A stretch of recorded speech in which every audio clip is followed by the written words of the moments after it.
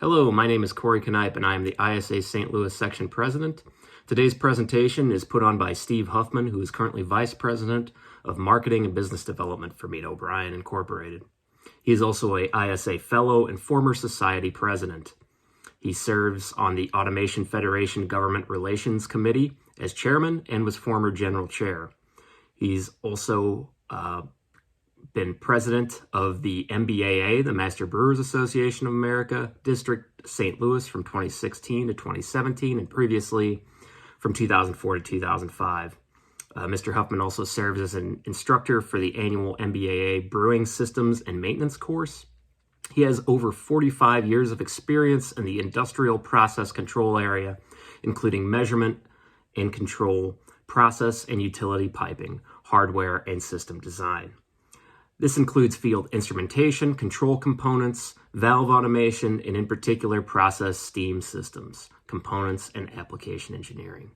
His specialties include steam and condensate steam design, energy assessment, troubleshooting, and education services, which includes utilizing the live steam lab at Mead O'Brien in St. Louis to further the knowledge of the practitioner in steam control, heat transfer, and condensate handling. This is the first of 4 presentations we will be running on utility conservation in an industrial space, starting with steam. We will follow up with air and close out with electric. And we will end the 4-part series with a roundtable with all the presenters in the April timeframe. So stay tuned to isastl.org. And from here, Steve, take it away. So we don't have a lot of time to reinvent the wheel here, so I'm going to go pretty quickly. But the first thing, as Bob led in with, there are more and more people that know less and less about steam, particularly in the process area. And so most people think of this as a relic of the first industrial revolution back in the 19th century. And so I thought, I just was looking for a good image of a railroad locomotive just to do something. Then I thought of something better. Nothing better than the USS Missouri, that's now a monument to the end of World War II. But guess what? They used a lot of steam. They used a lot of steam for mainly for propulsion. You know, the ship is about 883 feet long. Displaces somewhere just under 60,000 tons and can go 34 knots on its 8 boilers running 4 screws of 600 psi steam. So I can't think of a better representative of engineering in steam. So anyway, what we're going to do is talk a little bit about the thermodynamics of steam. Why is it different? And what people don't know, which is very considerable. And what we're going to do is look at efficiencies in 4 different areas of the steam cycle, and you can see the 4 areas that we're going to touch. By steam cycle, I mean we start out with a pound of water or a drop of water, and what happens to it when we generate it into steam, when we distribute it to a point of use, when we use it, but then when we try to return it back as that drop of water and use it over again. So that's what I mean by the steam cycle. So how's it used? Well, we're going to transfer heat energy from one location to another. That's used in the process world, process heating, distillation, process hot water, separation, drying. It's also used to drive turbines, not only for power, but machine turbines as well, like in the paper industry or in textiles. They're the best examples I can think of.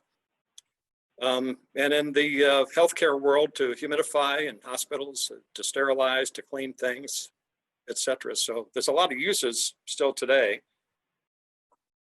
But why do we still use it after, harnessing this back in the 1800s? And the primary reason is there's still more energy per unit volume than about anything else that's used for heat transfer.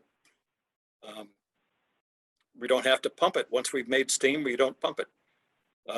It's easily controlled, though I put the double asterisk there because there's a whole lot that goes along with that. You can control it with a valve, but you better know what you're doing with it, because there's a number of changes, thermodynamic changes that occur to it when you start to control it. And we'll talk a little bit about that. And there's a lot of knowledge out there, but again, less and less on the individual standpoint. Here's a nice statistic that is only related to the process world. Steam represents 30% of the total energy used in industrial applications for product output, and that comes from the Department of Energy. So that's a telling statistic. It's going to have a pretty long life after we're all gone. So how do we create this? It's pretty obvious that we add heat energy to water. That heat energy is expressed in BTUs, and here's the definition of that. The amount of heat energy required to raise the temperature of 1 pound of water by 1 degree Fahrenheit at standard conditions, meaning at sea level in the liquid state at 32 degrees Fahrenheit, basically the freezing point. So some of that heat energy is known as sensible heat, and that's that amount of heat energy required to raise the temperature from 32 to the boiling point, otherwise known as the saturated, that makes it saturated liquid if it's whatever the boiling point is. And that's going to vary with pressure. And it's called that because you can sense it with, it's linear. It can be sensed with a thermometer, and that's how you measure BTUs. The second, and this is the reason why steam has a long life, why it's still in use in industry today, is latent heat of vaporization. That's that amount of heat energy, once we get to that boiling point, that it takes to transform that water, that pound of water, into a pound of steam. Doesn't raise the temperature anymore. And saturated liquid and steam have the same temperature. And a pound's a pound the world around. You just remember that too. When I get a lot of questions about that. Well, I put X number of pounds of steam in there. How much did I get out?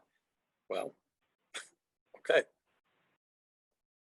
So here's a good representation, just kind of showing what this would be like, what everybody understands.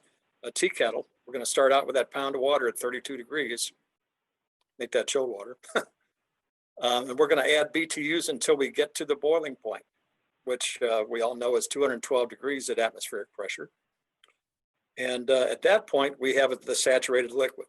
You notice if we continue to add heat to that, if you've ever made boiled water, you start seeing bubbles above that, thinking that, oh, am I making steam? That you're actually driving air out of that liquid.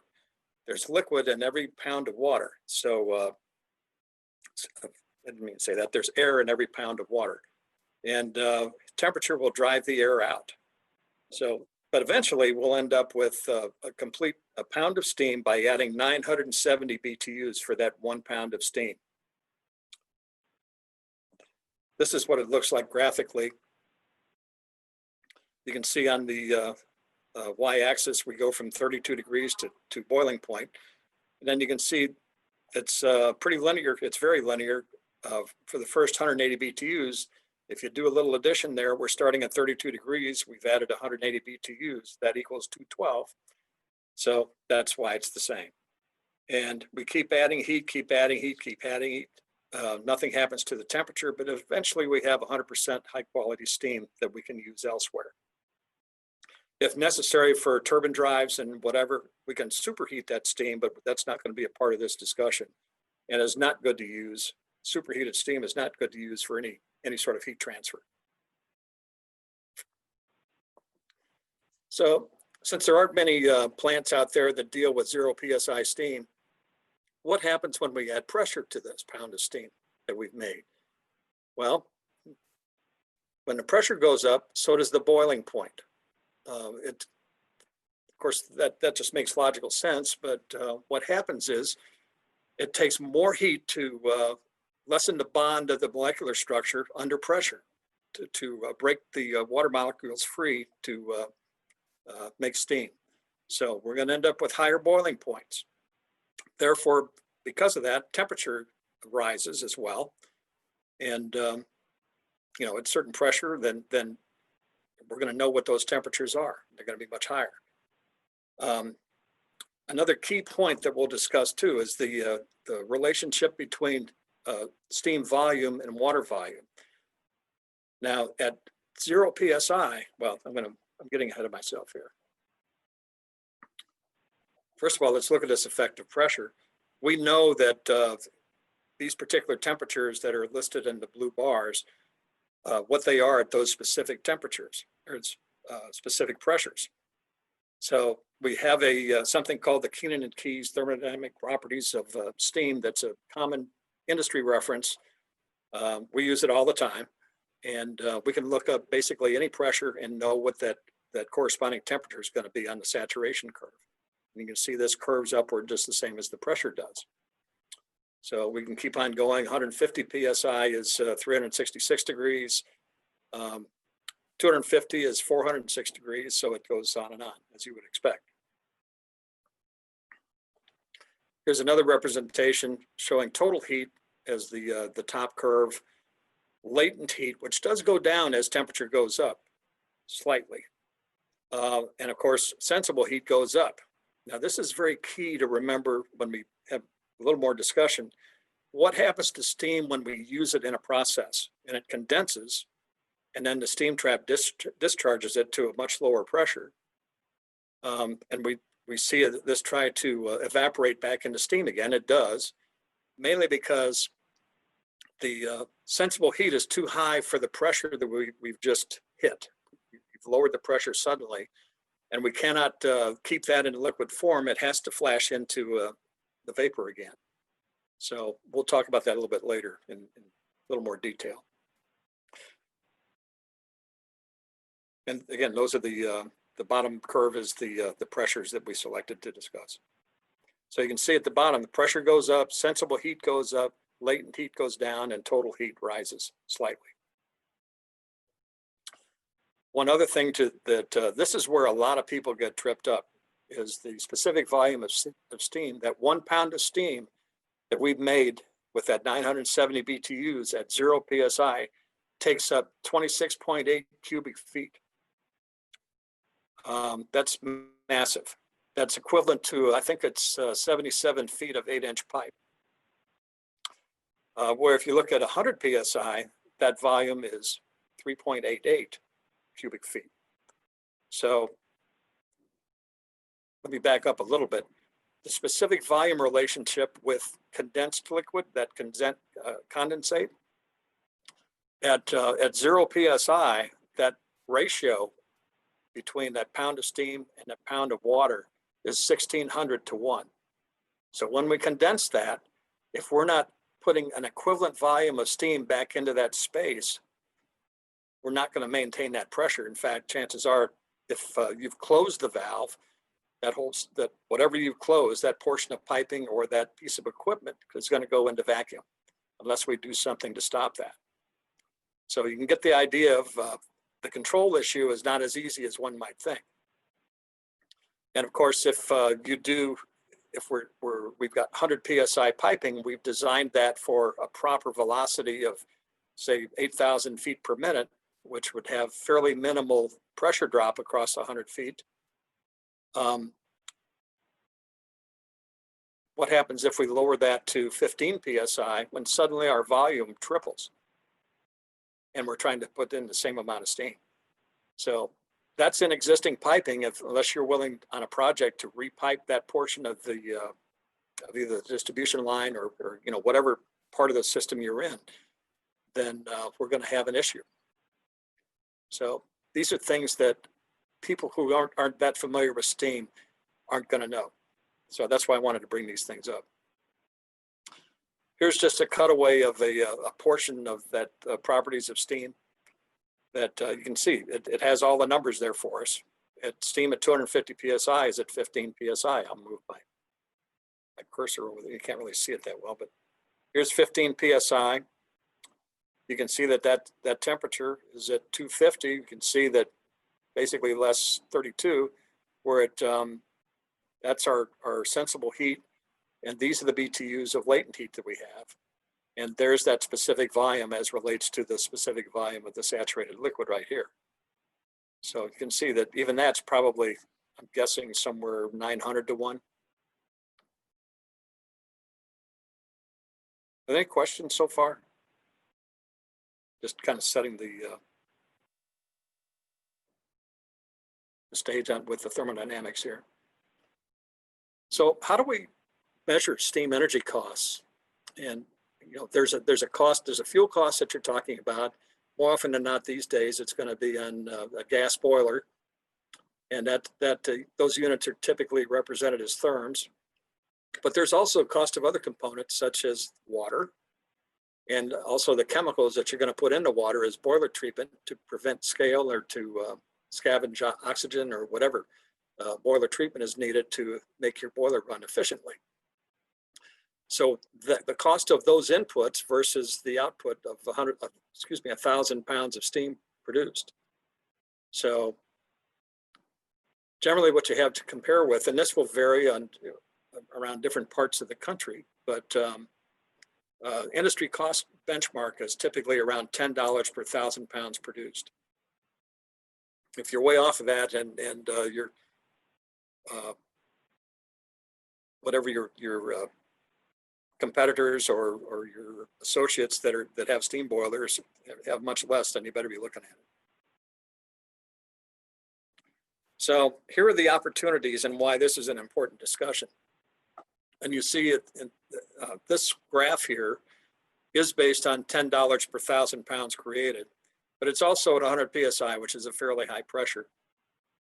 And you can see that even the smallest orifice or leak that would be equivalent to that size of an orifice, that area, weighs almost 35,000 to 34,500 pounds of steam per month, which equates to over $4,000 for an 1/8 inch steam leak. That can be an 1/8 inch trap orifice. If your plant has 1,000 traps in it and 30% of them are bad, this is low-hanging fruit, is to take care of steam traps that we'll talk about. There are other things, call them energy efficiency measures.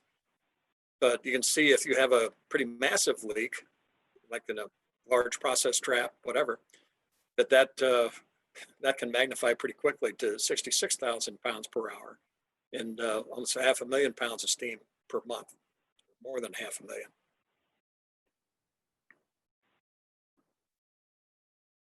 So these are the stations within the steam cycle that we'll discuss, and their functions and what we can do to make them more efficient. Well, this is a very crude sketch, but it kind of shows these stations. On the left is our boiler with its burner system underneath it. And again, just showing rudimentary what this looks like. Certainly not a good way to design the piping, but we're generating to 200 PSI there. We're going to various different pieces of process equipment at 200 PSI. Those little valves that are drawn in, first of all, it shouldn't be in the vertical plane, but that's a different discussion.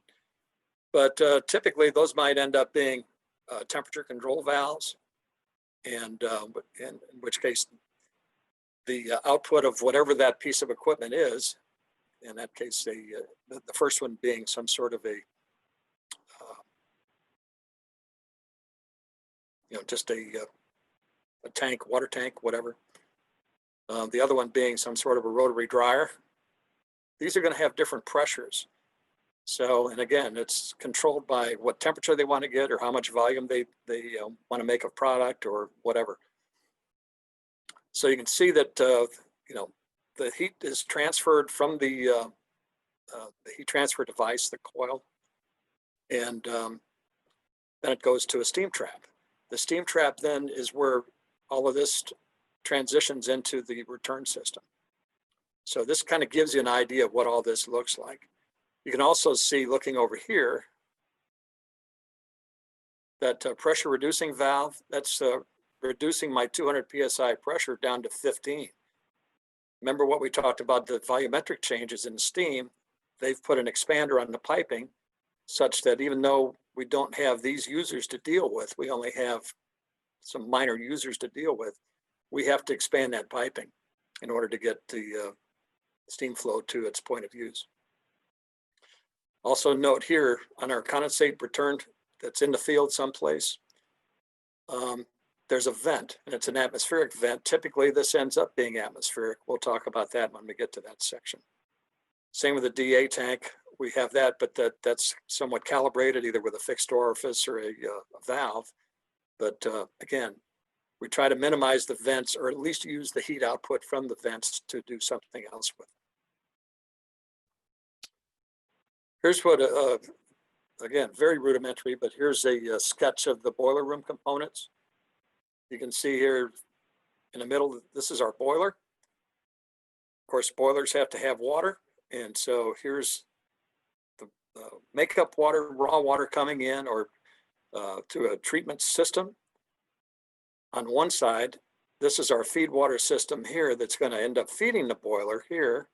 But you can see this represents the rest of the plant and all the steam users that are in it, and how this condensate is returned back to the boiler house and back into the feed water system. Now they've left out the DA tank and any pumps and all that kind of stuff. But again, this is just showing you the flow.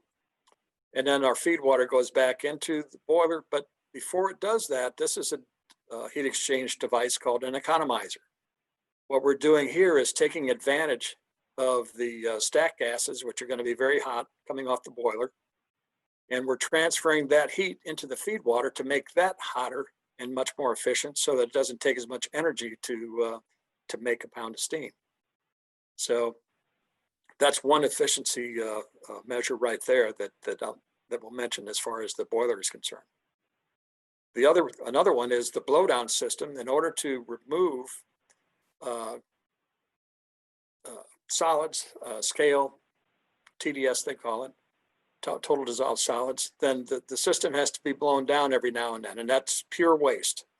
And that's, again, a large orifice for a period of time that's supposed to do that. And it's also effluent going to the sewer, which means it probably has to be cooled as well.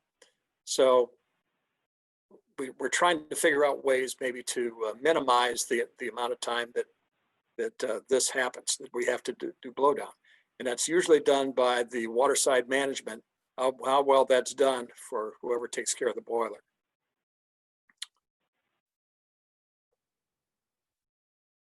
Here's some of those EEMs for the boiler itself. Now, we didn't mention in the last picture, but I mean, it takes air for the combustion, obviously. And in large size boilers, lots of times there's combustion air preheat coils, which heats the outside air, particularly in the wintertime, such that it makes that much more efficient to operate. I mentioned that boiler tune-ups, proper boiler maintenance, and boiler insulation are very important from an operating standpoint. Keep the heat in as much as you can. And I also just mentioned the boiler waterside care. The end game there is to operate efficiently and minimize the amount of blowdown that you have to do. Another thought is if there are issues with carryover. Now, what that is condensate, or shall I say feed water that's able to carry over into the distribution system because lots of times because either the boiler's not operating correctly, the water level's too high for one reason or another. But more often than not, if it's a problem that happens often, then it's probably the design of the near boiler piping and its ability to carry over or to take feed water with it. So more than one take off from the boiler to the boiler header is advisable. If we think that the velocity is going to be high, we can minimize the velocity in that piping, and also we can trap off or send back to the boiler any carryover that would make it to a header where we would actually use a drop header to facilitate that. Again, another discussion for another time. The generation pressure, the load, and the number of operating boilers is huge. That's part of original design, but things change over time. I actually saw something in one of the utilities. There's a presentation that I saw on the internet. One of the utilities was suggesting that maybe a good thing to do would be to lower your generation pressure because it doesn't take as much energy to generate to 60 psi as it does to 100. And well, on the surface, that sounds like a great idea that management would go for. But if you think about it, you've just changed your whole system.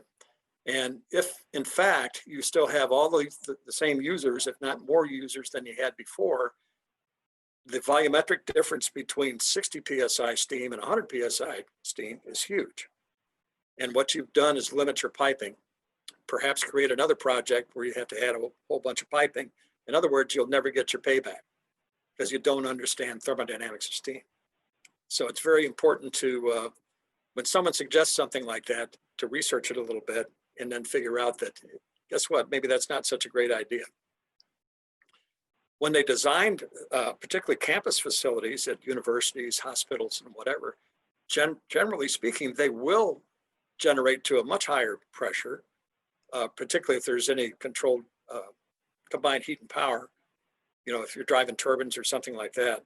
But if you're not, the piping, the miles of piping that you have to use to get it to the differing points of use at different places allows you to use smaller piping because, again, the specific volume of higher pressure steam is much less. And then the reducing stations would be inside the other buildings, and the reductions would take place and the piping would be properly sized for their uses in individual buildings. That's very typical. And again, steam flow measurement is a great way. First of all, it has to be maintained. We'll beat that drum from an efficiency standpoint. But again, in a campus environment or going to different production units in a plant, a larger plant, it's nice to know what your constituents are using, and you can show them what they're using, and therefore build them accordingly if that's what it's about. But also to trend is find out if you're using more steam than you should, because you're going to benchmark it at the beginning. The deaerator itself, or in smaller plants, if there is no deaerator, just a condensate receiver. The purpose of a deaerator is, there's probably 8 different purposes, but the primary one is why it's named, and that's to, it's a steam jacketed tank with open surface area on it such that returning condensate is able to heat up again somewhat to drive the water out of solution, drive the air out of solution. And it has to go through the vent.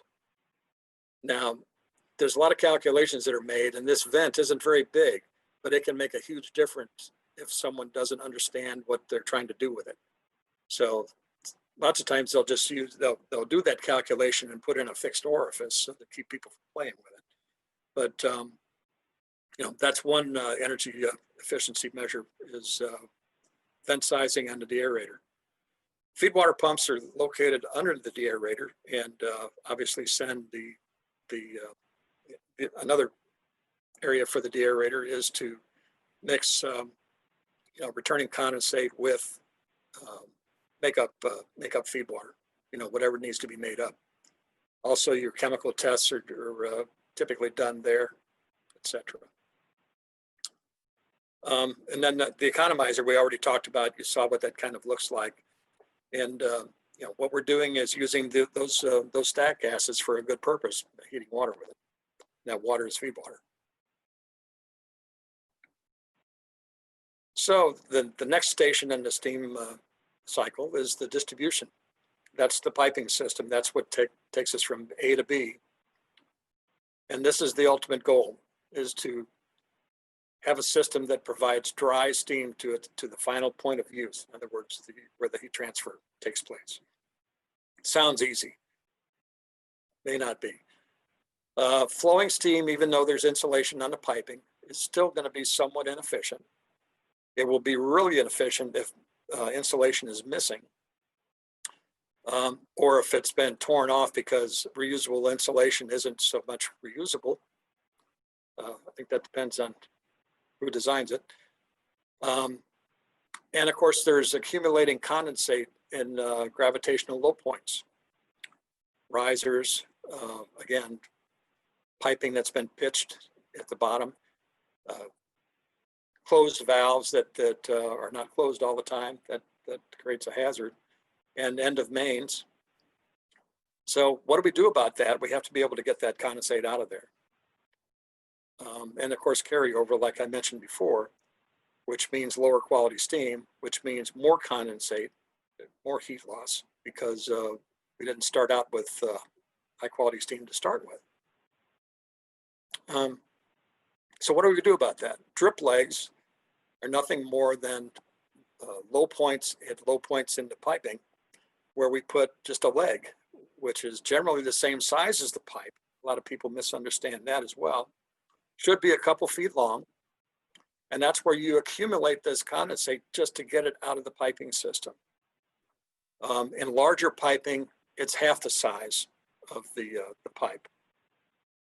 For instance, an 8-inch line would get a 4-inch drip leg, a couple feet long.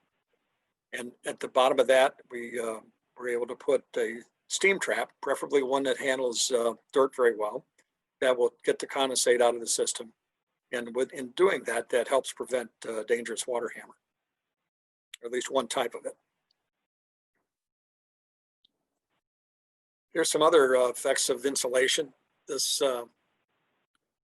particular company that we're associated with actually designs the insulation to be reused correctly, and justifies the cost of it with the survey report. And you can see this is just an example of a gate valve bonnet. The temperature differential is huge. So not only from a personal safety standpoint, I mean, there is a payback on this, and it's usually in weeks, if not months, but certainly less than a year. So again, walk the piping, find out what's being maintained and properly insulated and what isn't.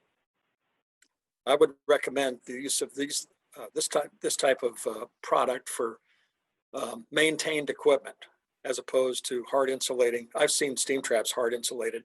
It's beautiful job. It's even got the aluminum cover, etc., over it, and we can't test the steam traps, let alone replace them, without just totally destroying that and having to call in an insulator back in. So this brings us now, before we talk about the heat transfer area, and since I mentioned steam traps a couple of times, we're going to have to talk about what they are. You can see I put this sketch back in there again just to remind you the placement. And it's very important, I'm going to tell you, regardless of the steam trap that you use, that the condensate gets to the trap from the heat transfer equipment, in this case, a coil. It gets there by gravity. The differential pressure takes place when the trap discharges into the return system. So that's why it's important to note how the condensate actually gets to the trap. I can't tell you how many. Actually, the answer is easy, all of them. Anytime I've seen a plant that has a plate and frame heat exchangers in it, they almost always, because of the way that the plate and frame heat exchangers are mounted, they almost always just go straight into the steam trap with no drop, and therefore they're flooding the bottom of the heat exchanger, which does one of two things. It either blows out gaskets with thermal shock, and or reduces the surface area that you can transfer heat with. So anyway, these are where the traps are. You notice here at the end of the main, the unit heater, the cooker, the dryer is here. And again, in this case, the differential pressure takes place at the siphon. So what I said is partially true. And then here, where we expect the condensate to drain to the trap. With that said, There are three things that every generic type and every brand of steam trap must do. The obvious thing is trap steam. You know, I like to ask this question typically, you know, in our sessions, and I get a lot of blank looks because people don't want to say that because it sounds too stupid. But it's true. We're there to trap. We're stopping the flow of steam, literally, such that we can extract the latent heat or transfer the latent heat into the process, regardless of what it is. So we're stopping the flow of steam. Pardon me. And then we want to remove condensate at the same time. That would be preferable in process type traps. We want to remove condensate at the same time that we're trapping steam. That's magic. You'll see how magic it is soon. And then we want to remove non-condensable gases, which is air, which is an insulator, which you know, depresses the surface temperatures of heat transfer equipment, and also is well, that's what it does. So what do these drip legs look like? That's a pretty simple drawing. You see the steam going through and you see the water just dropping out. Again, that's a gravity thing. And you know, we want to pitch the piping properly. There are recommendations for that. And the location of the drip legs is very important. Again, low points in general. And the steam traps will go there. Since we've talked about that, let's talk about what these things are. This particular one is the inverted bucket steam trap, and I'll show you that. You'll note that there's a bucket in there that's turned upside down, hence the technical name that we use. But what's interesting about this particular trap, we've got condensate flowing in here that actually fills the trap up. And while it's still flowing in there, it just flows on out and that's it. This is the flow path here. These are the non-condensable gases here. When we start to see steam, this would be like in a cold startup condition here. When we start to see steam, what happens is we have steam underneath the bucket that causes buoyancy that actually closes the bucket in this water level, and the valve closes. This is the valve open over here. You can see that, the valve on the lever, and this is the orifice here in the top. So when this bucket lifts up, it closes the valve, therefore it closes the flow of steam. And while this continues to flow, we have some condensate flowing to it, and we have this condensing. This water level will rise to the point, this is maybe 1/3 full. This remains full. The steam condenses underneath the bucket till it's about 2/3 full. And then enough buoyancy is lost that the combination of the weight of the bucket and larger traps, they also have weight around the bottom there. You can see that those black components, that's just a ring, like that's a heavier ring. And the moment arm created by using this lever is able to pull that bucket down. Differential pressure is created here, and we discharge the condensate until we get to this condition again. And we start over again. Load changes occur, then it just changes the cycle rate. So this is all the way closed and intermittent operation, and then it opens and discharges the condensate. Then it closes again. Meanwhile, nothing is backing up, or because this is closed, we're not backing anything up because we're condensing here. So there's nothing in the piping that's backing up. That's hard for a lot of folks to understand. Here's what this looks like. Again, here's the piping. This could be an 8-inch pipe. This is the drip leg, a 4-inch pipe. This is a small drip leg going to the trap, allowing flow to it. More often than not, this ends up being straight into a trap. It can do that. This is this area here is known as the dirt leg, so that occasionally, if you blow that down, it gets rid of the scale out of the piping. or you can just run it through this trap. And what I did mention or failed to mention, I'll go back. This particular trap handles dirt very well. The valve is either all the way open or all the way closed. It takes the suspended particles out of the, it discharges them with a kind of a surging, sweeping motion, and it removes the non-condensable gases as things are flowing here. It kind of gives you a little adductor effect in pulling the non-condensable gases out. So it does, those are the three things that it has to do. So these are the functional problems in the distribution system. Water hammer, we want to eliminate that if at all possible. I mentioned that if we did that properly with the drip legs and drip traps, we've solved a huge problem there. Joint leaks, you got a lot of joints because some of them are going to leak. There's your efficiency right there, is to be able to handle that. Corrosion, this occurs when we don't remove air from the system. Air is an oxidizer, but also there's CO2 in that system, both from carbonates in the boiler, but also you're in a carbon piping. So if that is able to go back into solution in the condensate or in the steam, then that's very, very corrosive and actually rots the piping from the inside out. Forms something called carbonic acid. Insulation is always a problem. So again, this is something that maintenance should be aware of. Poor quality steam, let's get to the root cause and fix that problem. And erosion and high pressure drop, guess what? That's from having probably, well, you didn't size the piping right. So you must have added something. We're trying to add things. The piping's too small, so we end up with high velocity, which causes erosion and high pressure drop at the same time. The EEMS for the distribution system, again, make sure the permanent insulation is in good condition, not wet, because there's a flange leak underneath it. You can see evidence of what was wet. Make sure it's not missing, of course, that's easy to see.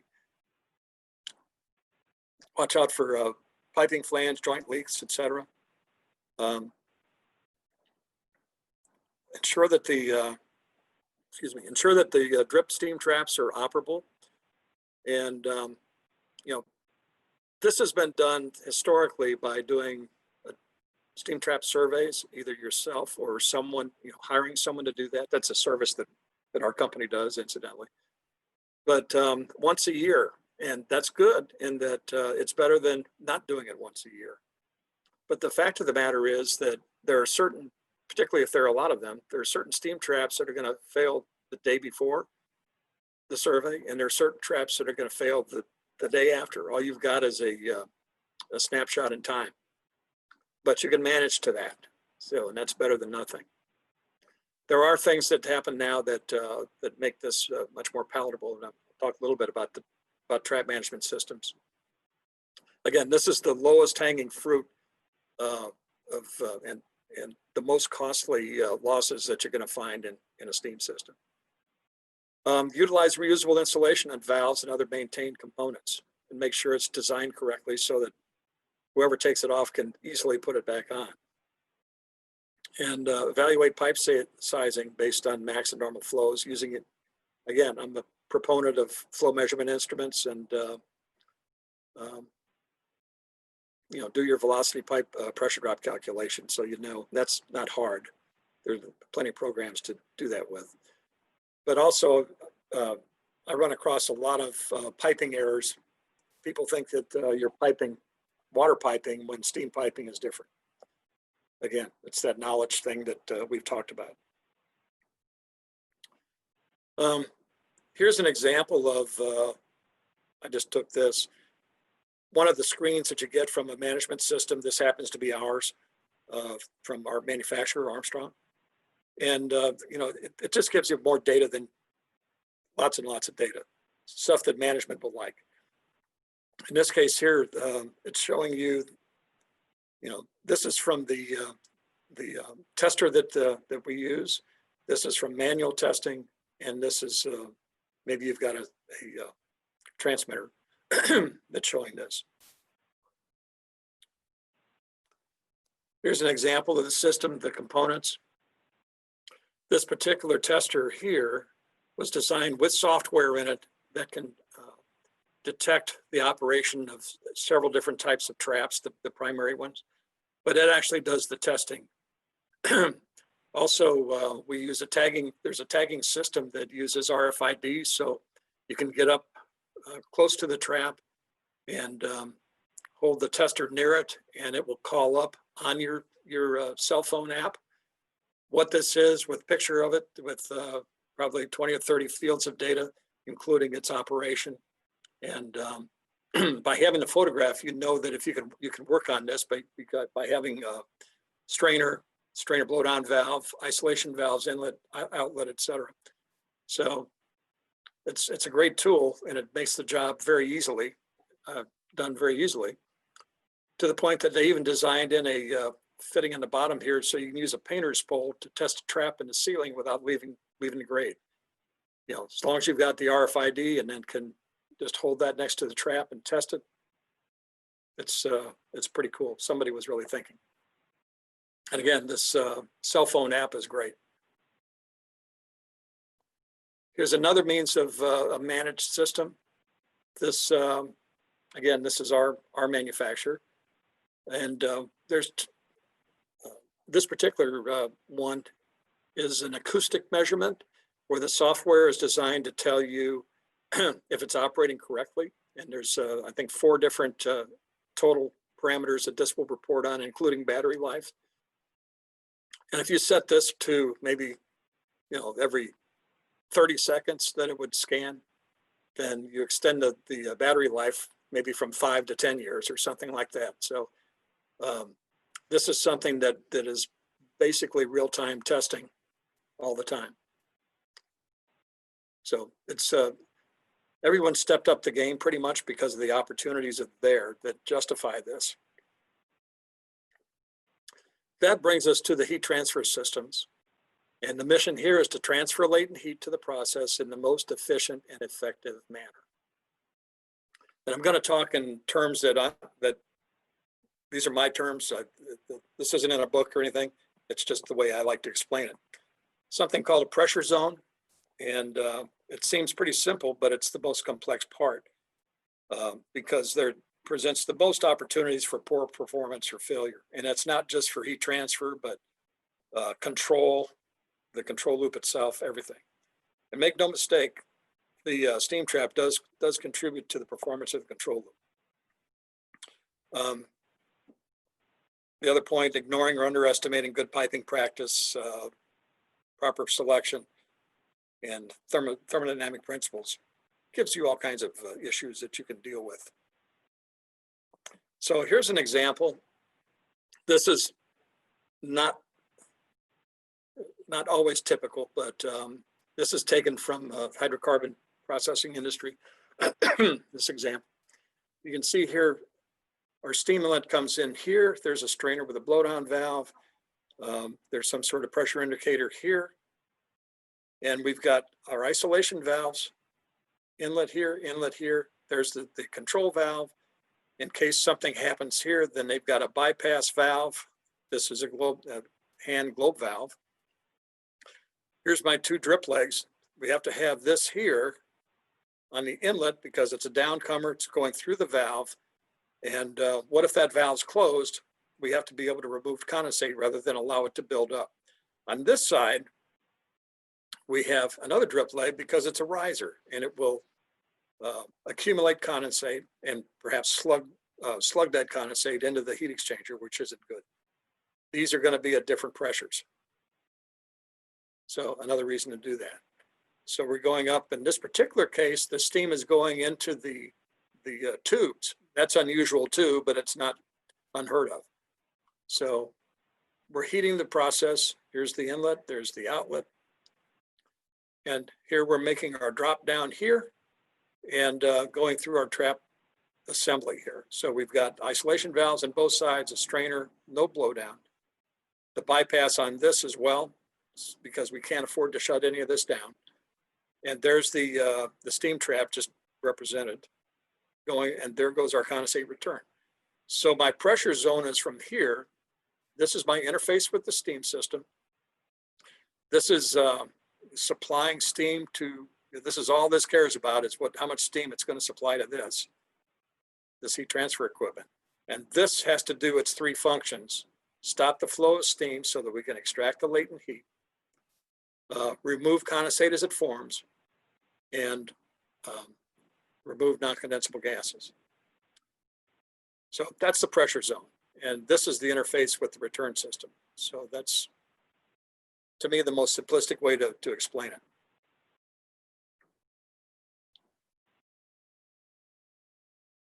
So we didn't look at the other type of trap. These are more for continuous processes. So this is known as a float and thermostatic trap. The geniuses that came up with this name years ago did so because there was a ball float there, and then there's a thermostat there. So same thing, we've got our condensate flowing in here. As this bowl fills up, this is a closed stainless steel ball that is buoyant, lifts the valve off of the seat, which is at the bottom this time, and allows the free flow of condensate out of there on a modulated basis. It's not all the way open. It just modulates according to the level. When we get steam in here, this happens to be a bellows, and when it sees heat, it'll expand the bellows, which expands this valve into the seat here. So we're not always blowing non-condensable gases out here.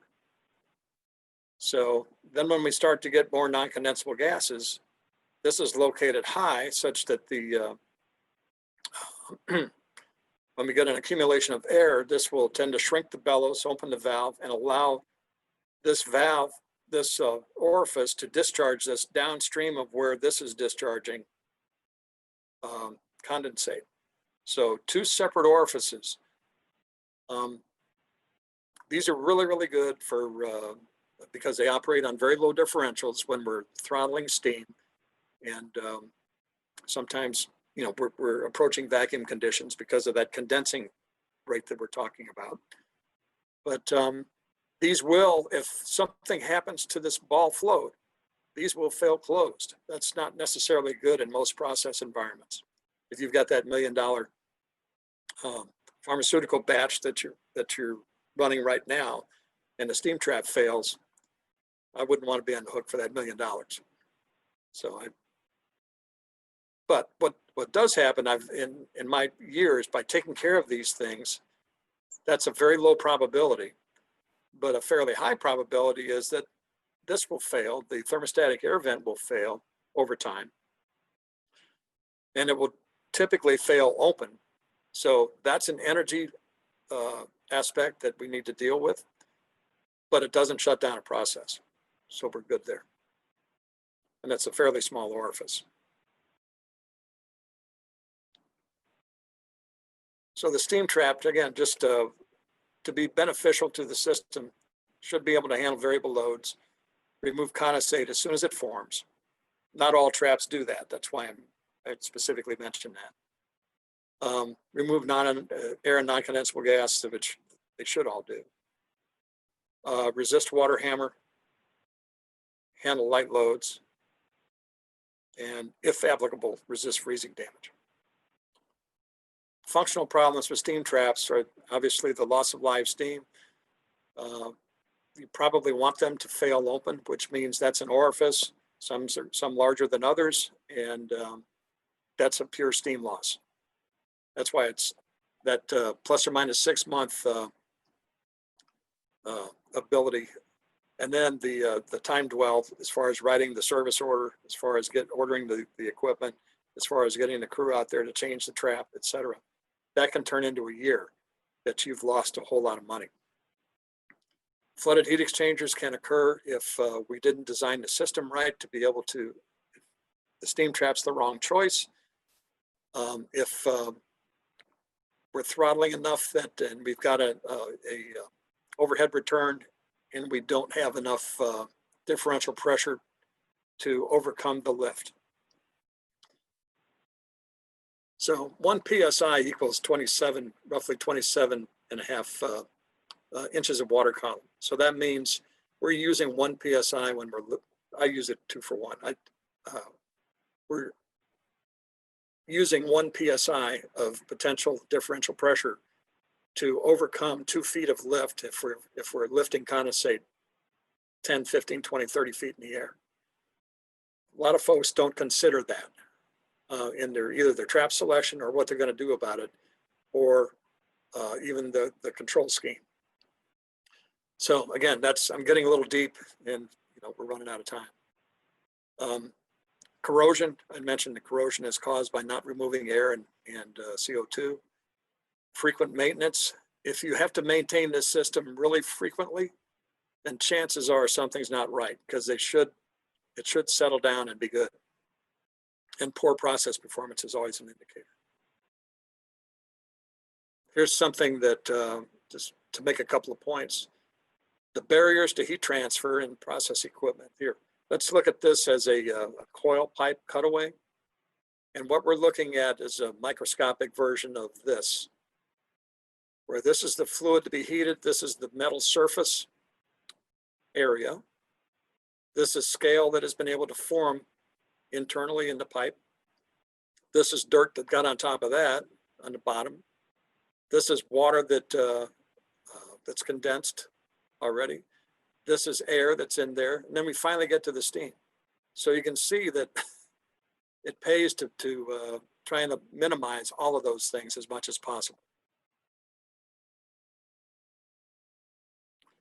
Air vents and vacuum breakers, this is more for the process world. As I mentioned, if we're at the end of a batch and we're going to close the steam valve, we're going to form a vacuum.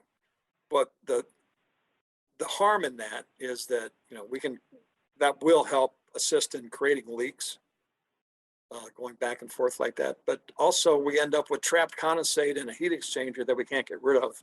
It goes cold, and then when steam comes back on again, we've got water hammer situations that can be dangerous. A vacuum breaker is just a little device that a ball that's pulled away from a seat that when this goes into vacuum, it allows air into the system purposely, such that we can drain the condensate out of whatever we're trying to ensure is drained. Thermostatic air vents, on the other hand, are used to, particularly on large cavity heat exchangers, these are used to drive that air out on startup, much better than the steam trap device would do. So in so doing, we're sucking air in purposely here, but we're driving it out when we start up again here.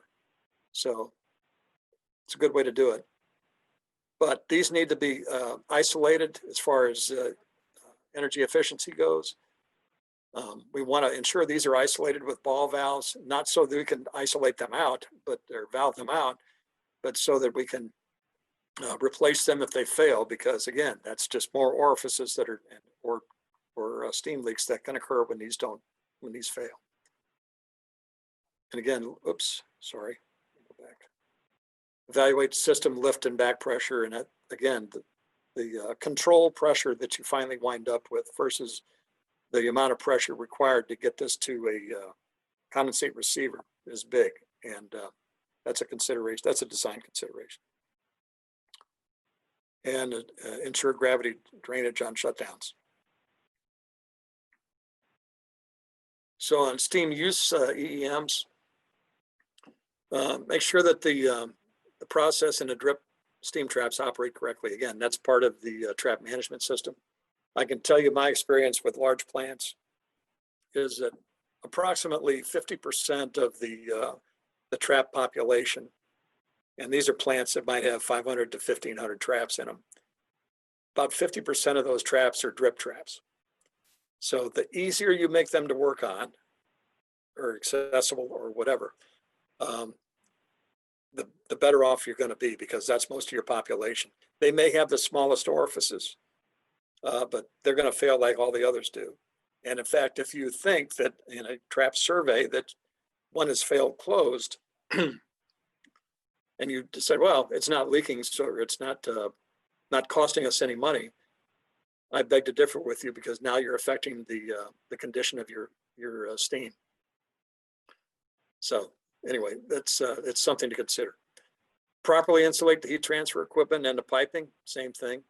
There's insulation surveys that can be performed and to show what to look for. Utilize the reusable insulation again and maintained components, and ensure vacuum breakers and thermostatic air vents are operational, can be isolated. Here's a biggie that a lot of people don't do.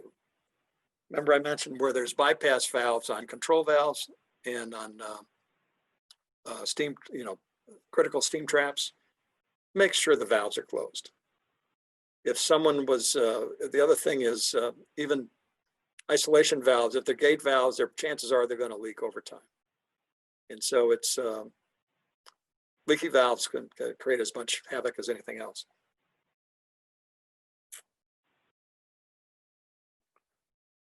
And the condensate return system. This consists of piping, pumps, and other components that are sized to move hot condensate from steam traps to a deaerator or the hot condensate tank or whatever. The return system, basically. It's very important that that we try and get the condensate back to the boiler room. There are plants that don't do that, and it's costing them a fortune. Categorized into dry systems or pump systems. Dry systems are simply those that use the differential pressure from the steam trap to propel the condensate to another place, to where it can be pumped. Chances are not all the way back, but to an area receiver, condensate receiver, where it could be pumped. Pump systems themselves, once again, they can be open or closed. They can be electric or mechanical, but they have to be maintained. So we're going to look at this a little bit. Here's why you want to return condensate. If you can see this, naturally hotter boiler feed water temperatures help out. That's just water we don't have to heat anymore. We've already got the heat. Minimizing the amount of chemicals, because we're returning those as well. Environmental concerns, such as if we're dumping condensate, we're not only dumping the chemicals but the water. Chances are you're paying a effluent tax on that in a plant. Why do that? Minimize water usage. And here's something, there are savings that you can calculate if you have to make the case to return condensate. There's very few that have to do that, but I mean, if you had to, you can. An effective return can lower the overall costs, which impact profitability. Now, I mentioned we didn't really talk about flash steam, but I wanted to point out when we were looking at the thermodynamic properties, remember we said that when pressure went up, sensible heat went up. Again, that's the saturated heat of the saturated liquid. So what happens when we discharge into a return system? The sensible heat at a higher pressure is higher than it is at zero. Lots of times these return systems are at zero. And if that's the case, then we have to, Mother Nature says we can't have that as water. It has to flash back into steam. So if we can save that, that helps us a lot. So there are ways to do that. Just put a heat exchanger on a receiver vent if it's got enough capacity that you could actually use that heat to heat water or heat air or do something with it nearby. I mean, it can't be a big project. Or you can, if you wanted to have a lower pressure system for building heat or for something else, you can actually use flash steam from a higher pressure system and create a lower pressure system. Here's how it's calculated. This is nothing more than the sensible heat at the higher pressure minus the sensible heat at the lower pressure divided by the latent heat of whatever the pressure is where we are. Just to give you an idea of what the cost of flash steam can be, here's an example at 100 PSI. 308.8 is the sensible heat of 100 psi steam minus 180, which is 0 psi. 970 is at 0 psi, the latent heat, and times 100 to give us a percentage. That's 13.3% of your total load is going up into the sky. So sometimes it makes sense to try and do something with that if you have a pretty substantial load. I mentioned open systems, and again, why are these things vented? Quite honestly, all these different heat exchangers all operate at different pressures because they probably have throttling valves in front of them. So it's not one system that's operating at a single pressure. If it were, then you could do something about that. But what we're doing here, you can see we're draining each one of these exchangers. It goes to its own steam trap. It goes to this vented receiver here. And in this case, it's going to a mechanical pump. By mechanical, I mean we're going to use steam pressure to actually evacuate the condensate. There's a device in here, a ball float that's spring-loaded that, excuse me, either allows this system to vent, which is back vents into this larger vent from the receiver, or it hooks up to steam. And so it has to work while one valve opens, the other valve closes. So let's say that these are full and this is getting ready to discharge. We have check valves on both sides. Well, this thing changes position such that the vent suddenly closes, the steam suddenly enters, the pressure then loads this check valve, closes it, and overcomes this check valve to our high lift return. And we're using steam pressure here. And there's my drip trap to ensure that this is high quality steam getting to this. So that's one good example. If it's not this, then it could be an electric pump scenario. Flash recovery system. Here's, we're going to create a low pressure system for utility or for some other use. And it's a form of heat recovery. We're going to use that flash steam for something. Here's what one looks like. Here's a high pressure condensate coming to, instead of a receiver, this is now something called a flash tank. Notice because that nozzle is much larger. There's my trap to get rid of that condensate. And so what we're doing here is using the flash steam from this low pressure system. We're trying to control it at a certain pressure. Let's say it's 8 to 10 psi, whatever. Something less than this. And so we've got a steam regulator here that's sensing this point here to make up steam in case we don't have enough. If we have too much, this is a back pressure regulator here that will go ahead and vent this because we don't have a use for it. So that is a loss. But it's just something, a way to make something out of nothing. This is very common in the paper industry, where different sections of a paper machine will actually cascade or go to a flash tank and serve a different section on the machine closer to where the what they call the head box is, which is the front end of the machine. Just examples there. So when it comes to EEMs, commit to return to maximum condensate. Make sure that your pumps are operating correctly, and you can use the AIM devices to do that. The wireless monitoring devices, and utilize the insulation again, permanent and reusable. What can you do with a flash recovery system? What can you do if your process has a vent like some sort of a vent that has a lot of heat in it? Can we utilize that somehow? And where possible, we can use a closed system return, but that's usually limited to one heat exchanger.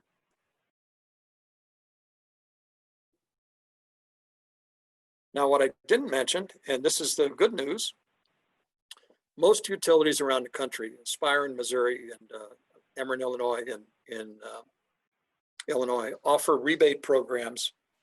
These are the gas companies, of course, for steam system assessments, for boiler equipment upgrades or boiler work. Steam trap surveys, they'll allow a certain amount per steam trap up to a max. And they'll even allow a certain amount for repairs and replacements. Sometimes just replacements, but sometimes both. It depends on who it is. So we can help you with that. We have contacts with both the utilities, and they'd like to have us bring them people they can help. The fact is that it's not that they're that magnanimous. You're already paying for it. It's part of the rate structure, but at least you can get some of your money back. Thank you very much. I hope this was useful. I went pretty fast. Oh, thank you so much, Steve, for kicking off our event on utility conservation and best practices. As a reminder, we're going to reconvene monthly on this topic. Next month, we hope to have a speaker from SMC on air, followed by a speaker from French Gerlman on electric. And we'll have a roundtable with all the speakers scheduled in April. But if there's any questions now, Steve, if you're available and don't mind taking a few here, we can open up the floor. Sure, happy to. I will monitor the chat box, so if anybody's shy, please go right ahead. Although this isn't a shy group. I've never known them to be. Yeah, that's correct.